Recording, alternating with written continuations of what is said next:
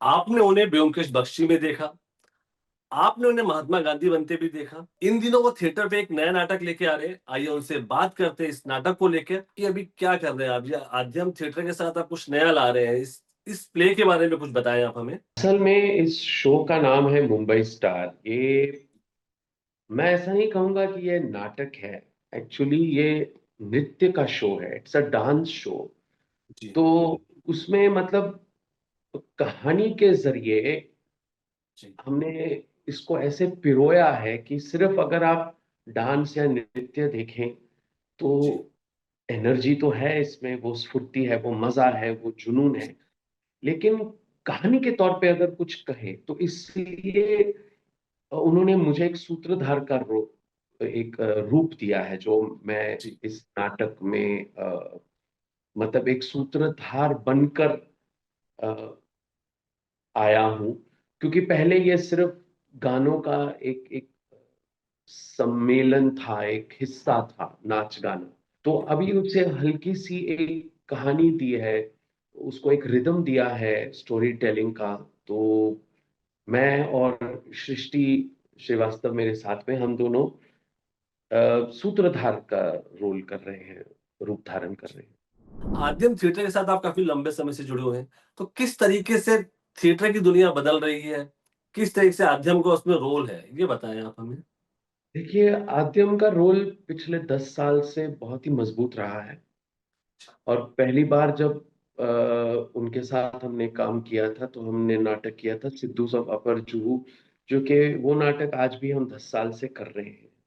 जी, और ऐसे बहुत से कम, आई वुड से, स्पॉन्सर्स आपको मिलेंगे जो रंगमंच को बढ़ावा दे हमारे देश में। उनमें से एक आद्यम, जो कि मिस्टर बिरला का इनिशिएटिव है। जी, और रंगमंच को सपोर्ट करने वाले, जैसे मैंने कहा, बहुत कम है। और ये जरूरी है कि हम अलग अलग किस्म के नाटक अपने दर्शकों को पेश करें। और हर साल जो आद्यम करीब 4 या 5 नाटक को चुना जाता है।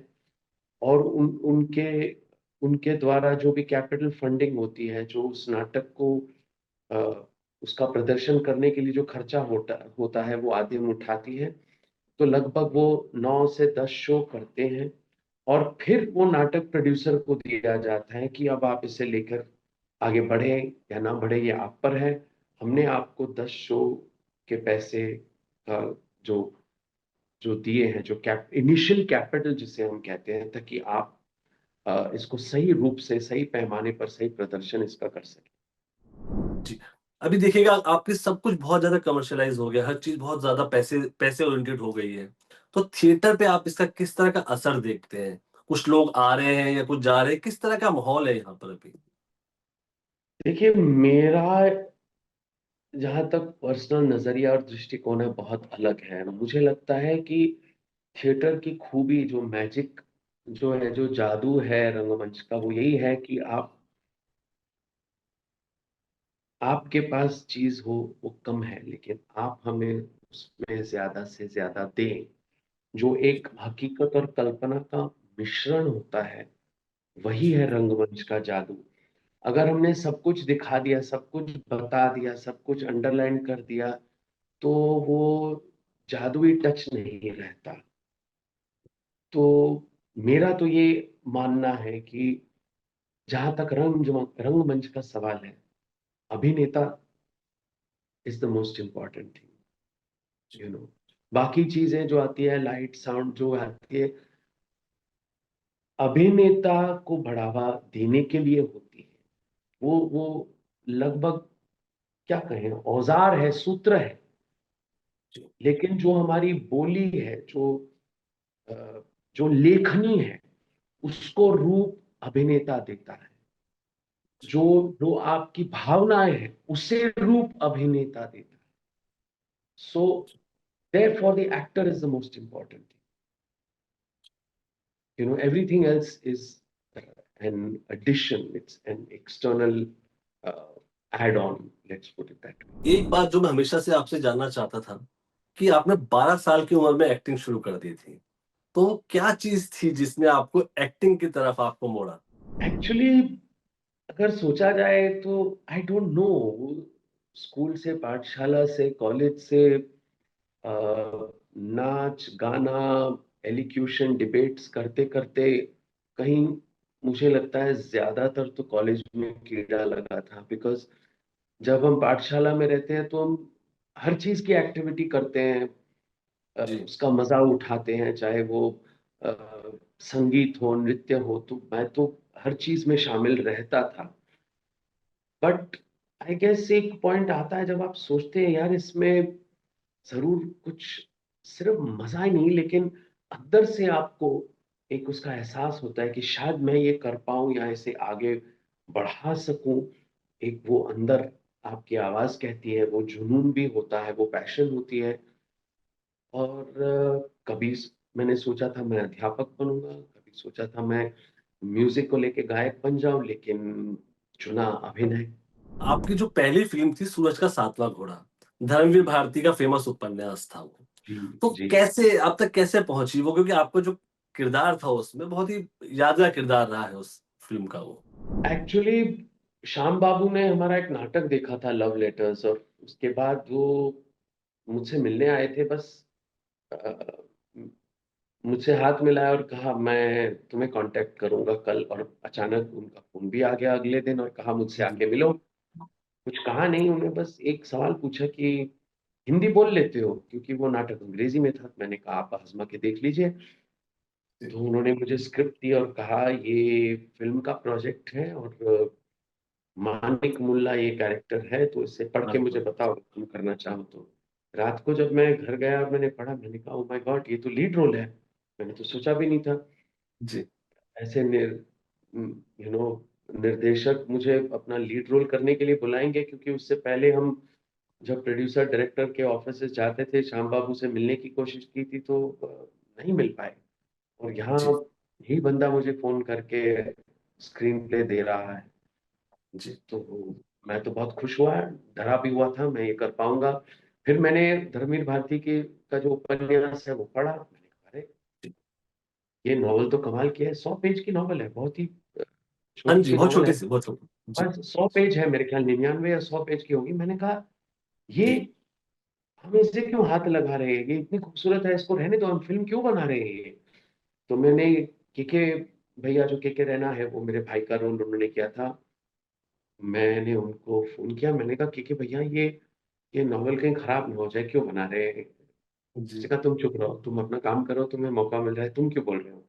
जी और बाद में जब मैंने पहली स्क्रीनिंग जो नेहरू सेंटर पे रखी थी, मैंने उसको देखी तो मैंने कहा अरे ये तो कमाल हो गया। ये फिल्म जो श्याम बाबू ने और जिस तरह से उसका स्क्रीन पे लिखा था, जिस तरह से पीयूष शाह जो सिनेमेटोग्राफर थे, जिस तरह उन्होंने पर्दे पर उसे निखारा था, मैं अचंभित रह गया।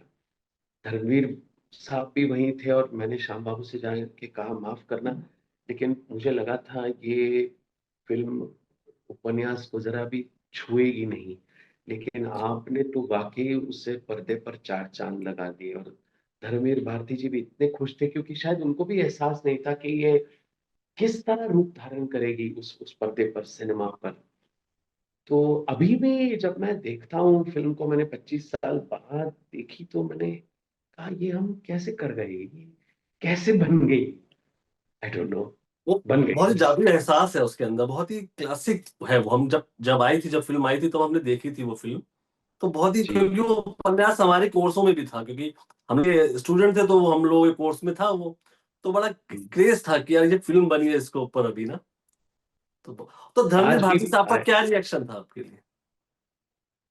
आई थिंक वो इतने खुश थे, क्योंकि किसी लेखक के लिए अपनी लेखनी को इस तरह पर्दे पर देखना, एक अलग रूप उसका देखना, जी। किसी के लिए भी यू नो वो तो फूले नहीं समा रहे थे। एक तो ये तो हुई मानिक मुल्ला की बात। अगर हम पढ़े, थोड़ा सा आगे बढ़े तो ब्योमकेश बख्शी आ जाता है वहां। वो ब्योमकेश वो उसी बख्शी। साल हुआ था। जी ब्योमकेश बख्शी की करीब 1990, 1990 के करीब, 1991 था। सूरज का जी सातवां घोड़ा 92 अगस्त 92 में शूट की थी हमने।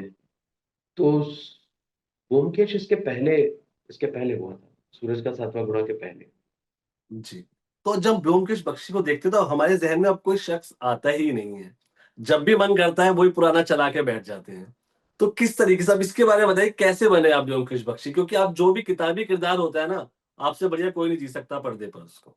ये मुझे याद है, हमने एक टेलीविज़न सीरियल मैंने किया था युगांतर, जी, जिसमें लेखक शुजीत सेन का बहुत बड़ा हाथ था। तो वो बासु चैटर्जी को अच्छी तरह से जानते थे, और बासु चैटर्जी ने ये जो कमीशन प्रोग्राम था ब्योमकेश दूरदर्शन द्वारा, उन्होंने शायद जी, उसका अनुवाद किया था बांग्ला से हिंदी में। करीब 33 कहानियाँ थी। तो जी, आई थिंक वो ढूँढ रहे थे किसी को ब्योमकेश के किरदार के लिए, तो शुजिता ने मेरा नाम सजेस्ट किया था वासुदा को। तो जी। तभी वासुदा ने मुझे बुलाया, और उन्होंने वो 1-2 एपिसोड्स देखे थे, जहाँ मैंने माइकल मधुसूदन दत्त का रोल किया था। तो उन्होंने मुझे बुलाया, और ज़्यादा बात तो हुई नहीं, 5 मिनट में तय हो गया। उन्होंने मुझे कहा कि मैं तुम्हें स्क्रिप्ट देता हूँ, पढ़ लो, और मैं शूटिंग शेड्यूल तुम्हें बता दूँगा, तुम कर लो। जी, मुझे तुम्हारी हाइट देखनी है, बिल्ड देखनी है, तो एक वो पहले 5-10 मिनट में शायद अंदर से उन्होंने तय कर लिया। आई आई डोंट नो, वो एकदम यूँ स्फूर्ति से बात हुई कि जी, दैट्स इट, यू नो। जी। आप वो शख्स हैं जिन्होंने जवाहरलाल नेहरू भी बने हैं और महात्मा गांधी भी बने हैं। तो ये चमत्कार कैसे कर लिया आपने? इन 2 कैरेक्टर्स को निभाते हुए किस तरीके से इनकी तैयारी की आपने? और अभी पिछले साल सरदार पटेल भी किया है दूरदर्शन के लिए, करीब जी, मतलब तीनों। 60 से जी, 64 एपिसोड हैं सरदार पटेल पर। It's called ji, Sardar the game changer, और वो भी दूरदर्शन के लिए ही है। सो जी, ब्योमकेश के बाद दूरदर्शन में कदम रखना सरदार पटेल द्वारा मेरे लिए बहुत ही गर्व की बात है। एंड मैं अपने आप को बहुत खुशनसीब समझता हूँ कि मुझे ये मौके मिले, मोहनदास करमचंद गांधी, जवाहरलाल नेहरू, जी, सरदार पटेल, भुट्टो, जी। लाला लाजपत राय, अ, मोदी जी, ये सब ऊपर वाले की देन है। कहीं न कहीं मुझे इन किरदारों को निभाने का मौका मिला। इसमें कई किरदार ऐसे हैं जो इतिहास के पन्नों में दर्ज हो चुके हैं, जबकि पीएम मोदी अभी हैं, वर्तमान में हमारे पीएम हैं। तो जी। कैसा था उनका किरदार निभाना? कितना मुश्किल रहा आपके लिए वो? देखिए, इस पर ऐसा है कि आप किस पहलू को लेकर चल रहे हैं। जब मैंने जवाहरलाल नेहरू का किरदार किया था, तो वो डॉक्टर होमी भाभा के साथ जो उनका संबंध था, उसको लेकर था। ये नहीं कि उनकी निजी कहानी थी और उनकी फैमिली जी। के बारे में, नहीं। हाँ, द रॉकेट बॉयज़ में, जी। जी, रॉकेट बॉयज़ में। जी, तो वहाँ जो चीज़ बुनी गई थी, उस अ, होमी भाभा के साथ जो एटॉमिक सेंटर था, जो निर्णय लिए जा रहे थे कैबिनेट में, रिसर्च में पैसे डालने का, ग्रीन सिग्नल देने का, ताकि हम अपने आप को अ, ऐसे ऐसी स्थिति पर लाएँ जहाँ हम भी डेवलप्ड कंट्रीज़ के साथ कम्पीट कर सकें, यू नो, जी, as far as becoming self-reliant in terms of atomic energy and nuclear research. तो वो एक पहलू था जवाहरलाल नेहरू का, उन चीज़ों के साथ उनको बुनना। सिमिलरली जैसे ही मोदी जी की बात थी, तो जो फ़िल्म उरी थी, जी, वो उनके, आई वुड से, व्यक्तित्व का एक छोटा-सा हुँ, हिस्सा था, जी, जो कैबिनेट मीटिंग्स और स्ट्रेटेजिक प्लानिंग को लेकर था। मोदी जी के बारे में नहीं था, उनकी ज़ाती ज़िंदगी के बारे में या जी, किस तरह के इंसान है, उस पर रोशनी नहीं डाली थी, लेकिन उनकी सोच किस तरह की है, यू नो, जो स्ट्रैटेजी और प्लानिंग है, उस उरी के एपिसोड को लेकर, वो दृष्टिकोण क्या है उनकी पर्सनैलिटी का, तो वो एक जी, छोटा-सा हिस्सा था। तो इट डिपेंड्स कि आप किस तरह की चीज़ प्रकट करना चाहते हैं। जहाँ तक मोहनदास गांधी को लेकर था, तो वो महात्मा नहीं बने थे। जो हमने फिल्म बनाई थी मेकिंग ऑफ द महात्मा, वो मेकिंग ऑफ। 20 सालों पर रोशनी डालती है, जब वो साउथ अफ्रीका में रहे थे, जहां उनका एक अंदरूनी मनमुटाव था, जो उनके अंदर संघर्ष चल रहा था, तो उस पर रोशनी डालता है। तो उस किरदार के लिए कितनी मेहनत करनी पड़ी थी द मेकिंग ऑफ महात्मा के लिए आपको? काफ़ी चीज़ें थी, लेकिन मुझे याद है श्याम बाबू ने मेरे हाथ में किताब थामी थी, माय एक्सपेरिमेंट्स विद ट्रूथ। जी, वो आजकल एक ऑटोबायोग्राफी सी समझी जाती है गांधी जी के ऊपर। तो उन्होंने कहा, रजत मुझे ये चाहिए, जो उनके मन में चल रहा है, मुझे ये चाहिए, वो अंतर्द्वंद चाहिए, मुझे उनके अंदर का मनमुटाव चाहिए, जो कि इस किताब में है। जी, इसको ढूंढो और इसको प्रकट करो। फिजिकल चीजें तो थी, जैसे अभी मेरे कान के पीछे वैक्स लगा के उनको ऐसे बाहर खड़े कर दिए थे, ये जी, यहाँ पे क्लेफ्ट है मेरा, इस पर वैक्स लगा के भर दिया गया था। तो लुक्स वगैरह कुछ हद तक मेकअप के जरिए हमने सींची थी, जी, लेकिन ऐसा नहीं था कि मुझे मोहनदास की तरह एग्जैक्टली लगना है। हाँ, कुछ झलकियां हो ताकि आपको लगे कि ये मोहनदास हो सकता है। बाकी चीजें जो है या वो अंदर से महसूस करके उन भावनाओं को प्रकट करने की थी, उनको समझने की थी पहले, उनकी सिंचाई जरूरी थी। नहीं तो क्या होता है, आप खास करके जब आप इन इंसानों को प्रकट करते हैं, जो कि इतिहास का हिस्सा और बहुत अहम हिस्सा बन चुके हैं, तो वो कैरिकेचर बन जाते हैं, वो जी, कठपुतली की तरह नजर आते हैं। So they have to appear as real human beings. उनमें जो इंसानियत है, वो हमें दिखनी चाहिए, वो महसूस होनी चाहिए। जी। भुट्टो बने, लाला लाजपत राय बने, सरदार पटेल बने, नेहरू बने, गांधी बने। सबसे मुश्किल क्या था बनना आपके लिए?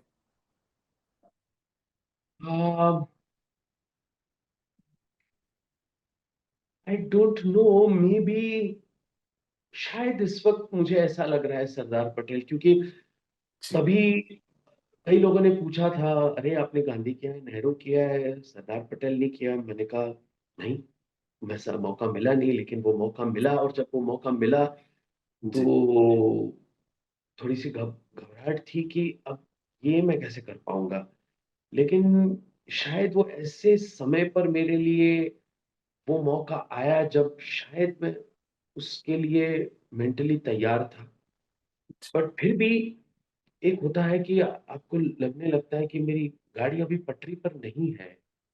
तो जी, कुछ समय लगा था मुझे अपने आप को संभालने में, कि मुझे उसको किस तरह से इस किरदार को जकड़ के रखना है 1.5 साल तक। जी। 60 एपिसोड किए आपने बताया अभी द गेम चेंजर के आप। 64, शायद 64 है। आई जी, थिंक सो। जी, जी। तो सरदार पटेल की पर्सनैलिटी की कौन-सी बात सबसे ज़्यादा आपको अच्छी लगती है और आप कहीं जुड़ पाते हो उससे आप? कि आगे की सोच, जी, हमें पता है कि उनका जो वो दृढ़ निश्चय जो उनका था, कड़क मिजाज था, लेकिन उनकी जो विजन थी, आगे की सोच थी, वो एक्चुअली यूं उनकी सोच थी कि वो सोच सकते थे कि अगला आदमी या अगला बंदा ये शायद करे या करने वाला है, तो मैं उसके लिए तैयार हूं। That's why the word visionary for him is actually very apt. How was he able to foresee कि ये हो सकता है, तो जो उसके लिए मुझे ये तैयारी करनी चाहिए अब। जी, तो कई लोग अचंभित रह जाते थे कि नहीं नहीं नहीं, ये तो हो नहीं सकता। वो कहते थे, मान लो ये होगा, और ये जी, होता था। उनकी बेटी भी, आपको लगता है कि ऐसे होगा? हाँ, कहते थे, but very affirmative about it, कि मतलब जैसे कि उनको विश्वास था कि मुझे ये दिख रहा है, तो ये मुझे रोकना है या यहाँ मुझे टोकना है, तो मैं अभी से इसकी तैयारी करूं। That was something very fascinating for me to understand, and it's, I mean, आज अगर हम सोचे तो इस आदमी ने किस तरह ये जो इतने छोटे-छोटे प्रांत थे 400-500 से ऊपर, उनको किस तरह मिला के एक देश देश बनाया इज़ नो जोक। जो मेनन जो उनके सेक्रेटरी काफ़ी देर तक रहे थे, उनका जो अकाउंट है अगर वो पढ़ा जाए तो आई डोंट नो, कभी-कभी तो मेनन खुद कहते थे कि मुझे समझ नहीं लगता आपने ये कैसे कह दिया या आपने कैसे ये कर लिया। जी, जी। पटेल, नेहरू और गांधी एक तरफ और भुट्टो आ जाते दूसरी तरफ। तो भुट्टो के रोल के लिए आपको कैसे कैसे मेहनत करनी पड़ी तो आपको? भुट्टो का एक्चुअली मैंने 2 बार स्पेशल अपीयरेंस किया है। एक फ़िल्म थी मिशन मजनू शायद। जी, तो वो एक स्पेशल अपीयरेंस था। अगेन अगेन उसमें भी एक पहलू था कि जब भारत के साथ वो डील कर रहे थे, उनका जो फ्रस्ट्रेशन था वो एक पहलू था, उसको लेकर। दूसरी बार श्याम बाबू की फ़िल्म थी मुजिबर रहमान पर, जो उनकी लास्ट फ़िल्म थी मुजीब। तो वहाँ पर भी उन्होंने मुझे फ़ोन किया कि भुट्टो का रोल कर लो तुम। मैं सोच जी, रहा था किसको दूँ, और हमारे लोग घर में ही बंदा निकला। जी, लेकिन वो भी एक छोटा-सा एक स्पेशल अपीयरेंस था, जब भुट्टो खुद मुजिबर रहमान से मिलने गए थे। वो अगेन वो एक पहलू था मुजिबर रहमान को समझने का और अपने विचार उनके सामने रखने का। तो इट वाज़ एक एक एक अंश था वो उनकी पर्सनैलिटी का। आई वुडन्ट से दैट मैंने उनकी पर्सनैलिटी को, भुट्टो को सींचा है या निखारा है। वो इतना समय, इतना मौका शायद नहीं मिला मुझे। जी। अभी कोई ऐसा कोई बुक या कोई हिस्टोरिकल कैरेक्टर जिसको निभाने का आपका बहुत मन है? कोई ऐसा कोई कैरेक्टर है? ढूँढना पड़ेगा मुझे। क्योंकि आपके हर कैरेक्टर जो भी किताबों से निकले हैं, उनका कोई तोड़ नहीं है और बहुत पसंद किए गए हैं वो सारे कैरेक्टर्स आपके अभी तक।